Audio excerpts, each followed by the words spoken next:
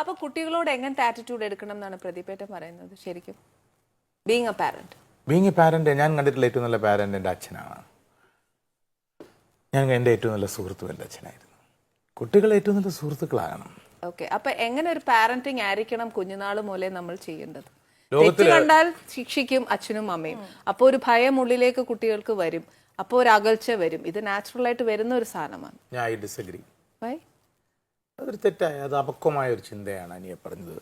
കുട്ടികൾക്ക് അച്ഛനമ്മമാരോട് ഭയമുണ്ടാവുക എന്ന് പറയുന്നത് ലോകത്തിലെ ഏറ്റവും അപകടകരമായ ഒരു മാനസികാവസ്ഥയാണ്. അത് സത്യമാണ്. അങ്ങനെ ഒരു ഭയം ഉണ്ടാകുന്ന രീതിയിൽ അച്ഛനമ്മമാർ സൃഷ്ടിക്കുന്നുവെങ്കിൽ അതിൻ്റെ അർത്ഥമെന്ന് പറഞ്ഞാൽ അച്ഛനമ്മമാർക്ക് കുട്ടികൾ ആവശ്യമില്ല, ഈ മെഷീൻസിനെ മതി എന്നതുകൊണ്ടാണ്.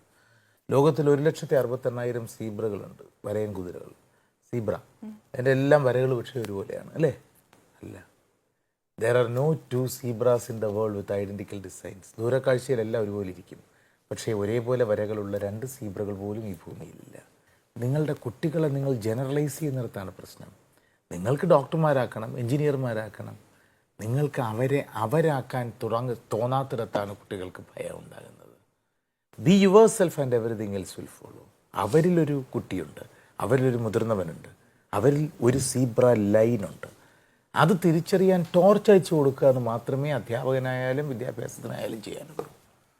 ഇത് കുട്ടികളെ ഇന്ന് അങ്ങനെയല്ല പഠിപ്പിക്കുന്നത്. ഒരു ടിപ്പ് കുട്ടികൾക്ക് കൊടുക്കും, അത് ആ ഒരു ഓർമ്മയിൽ നിൽക്കാൻ വേണ്ടിയിട്ടും. പരീക്ഷ എഴുതി, ഇപ്പൊ പരീക്ഷ സമയം കൂടിയാ, പരീക്ഷ സമയത്ത് അവർക്ക് അത് നിൽക്കാനുള്ള ഒരു മെമ്മറി പവറിന് വേണ്ടിയുള്ള ടിപ്സ് പലതരത്തിൽ പല ആളുകൾ ചെയ്യാറുണ്ട്. കാർഡ് ട്രിക്ക്, കളർ ട്രിക്ക് എന്നിങ്ങനെയൊക്കെ. പക്ഷെ മെമ്മറിക്ക്, ഓർമ്മശക്തിക്ക് ഒരൊറ്റ മാർഗമേ ഉള്ളൂ, ഒന്നും മറക്കാതിരിക്കാൻ ഒരു മാർഗമുണ്ട്. TCDI എന്നാണ് അതിന് പേര്. TCDI ബെൽജിയത്തിലെ ബ്രസൽ സർവകലാശാല അടക്കമുള്ള സർവകലാശാലകളിൽ വളരെ ഗൗരവമായി ചർച്ച ചെയ്യുന്നൊരു വിഷയമാണ് TCDI. TCDI ഉണ്ടെങ്കിൽ നമ്മളൊന്നും മറക്കില്ല എന്ന് പറയും. അതായത് സ്വാസികയ്ക്ക് സിനിമ ഇഷ്ടമല്ലേ? ചിത്രം കണ്ടിട്ടുണ്ടോ? ഓർമ്മയില്ലേ? Very good. ഏതാ പത്രം വായിക്കുന്നത്? മാതൃഭൂമി. ഇന്നലത്തെ മാതൃഭൂമിയുടെ ഹെഡ്ലൈൻ എന്തായിരുന്നു? ഓർമ്മയില്ല. ഇല്ല, ചിത്രം കണ്ടിട്ട് കള്ളം പറയാൻ നിൽക്കണ്ട, ഓർമ്മയില്ല. ചിത്രം കണ്ടിട്ട് 10 വർഷമായില്ലേ? പക്ഷെ ഓർമ്മയുണ്ട്. പത്രം വായിച്ചപ്പോൾ ഓർമ്മയില്ല. സ്വാസികയുടെ തന്നെ അനിയോട് ചോദിച്ചാൽ ഇത് തന്നെ സംഗതി.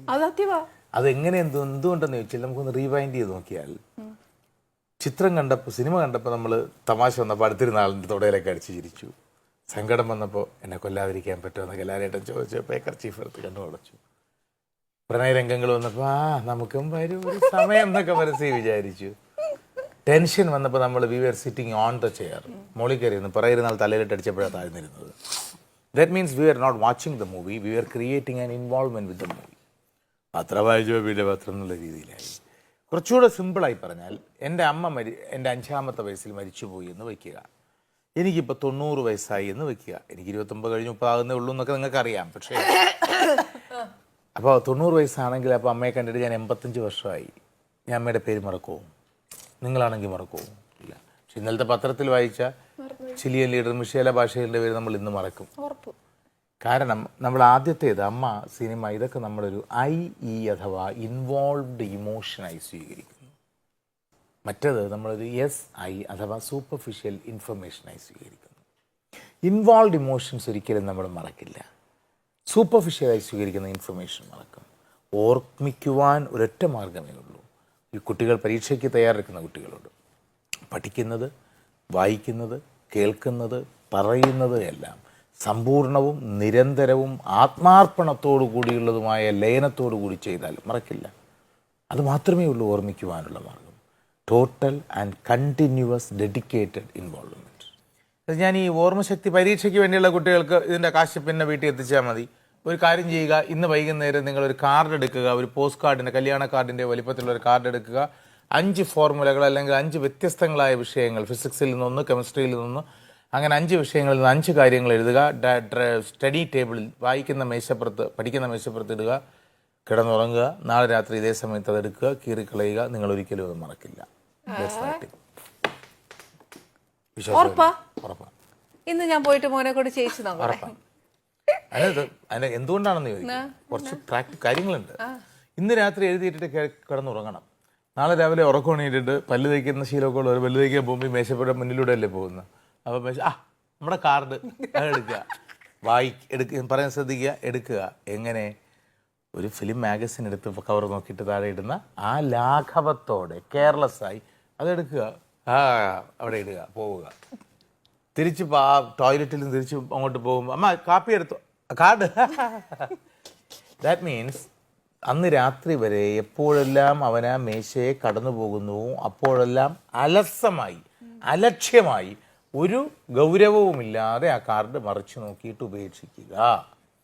വൈകുന്നേരം രാത്രി അവന് കീറിക്കളയാം. കാരണം അവൻ അറിയാതെ 10-60 തവണ മറിച്ച് നോക്കിക്കഴിഞ്ഞു. അത് ബോധപൂർവ്വം അടിച്ചേൽപ്പിച്ചതല്ല. അവൻ ഉദാസീനമായി ചെയ്ത ആ പ്രക്രിയ അവൻ ഒരിക്കലും മറക്കില്ല. ഒരിക്കലും മറക്കില്ല. That is called CVM, continuous visual memory. Ani ഏത് സ്കൂളിലാണ് പഠിച്ചത്? ഓൾ ഏഞ്ചൽസ് സ്കൂളിലെ വഴി അറിയോ? അറിയാം. അത് അറിയാൻ വേണ്ടി ഹോളി ഏഞ്ചൽ സ്കൂൾ ഇവിടെയാണ്, ഹോളി ഏഞ്ചൽ സ്കൂൾ ഇവിടെയാണ്, ഹോളി ഏഞ്ചൽ സ്കൂൾ ഇവിടെയാണ് ഇങ്ങനെ കാണാൻ പഠിച്ചോ? ഇല്ലല്ലോ. ഇല്ല.